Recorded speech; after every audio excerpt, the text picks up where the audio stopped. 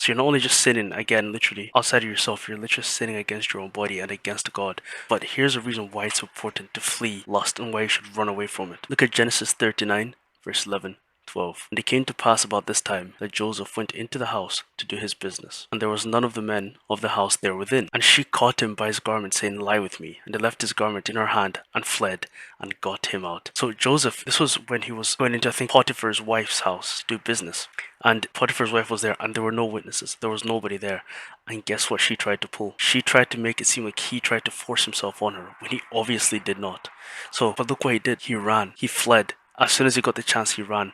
But I think Potiphar's wife actually encapsulates the idea of lust. She plays that role to kind of represent it as well, right? Because when you're alone, unguarded, by yourself, that's when lust / the devil will get to you. Notice the wordplay. The Bible's crazy. The Bible's crazy. Look at it in a metaphorical way.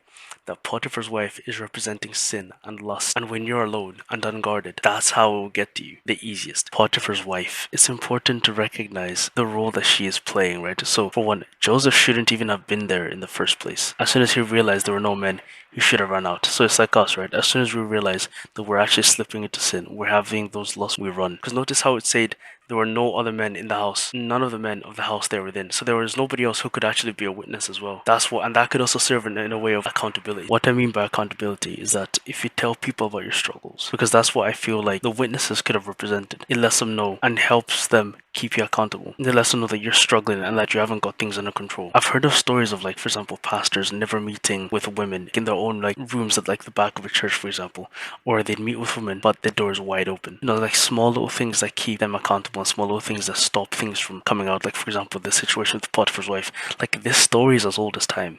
Like, a guy is in a room with a girl. He gets accused of something because Joseph was later thrown in jail for this. Well, a practical step, because sometimes it's unavoidable. If you go to the gym and you see like half naked women everywhere, how about you start saying a prayer before the gym, asking God to renew your heart, asking God keep your gaze affixed on the workout and Him only. Those are like a couple of practical steps. For one, flee from lust, fornication. Get away from that sin as far away as possible. Pray to God and ask for deliverance. 3. And also learn to forgive yourself as well if you do fall and stumble into that sin, because later on Joseph ended up coming out of that prison anyway. So it's like sort of like a metaphor for forgiveness too. 4th is to cut out whatever is causing you to sin. For example, that could be TikTok, right? That could be Instagram. That could be Facebook.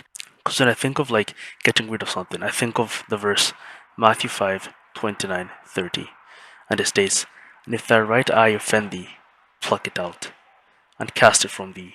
For it is profitable for thee that one of thy members should perish, and not that thy whole body should be cast into hell. And if thy right hand offend thee, cut it off, and cast it from thee. For it is profitable for thee that one of thy members should perish, and not that thy whole body should be cast in hell. So if something causes you to stumble, just get rid of it altogether. That's basically what the verse is saying.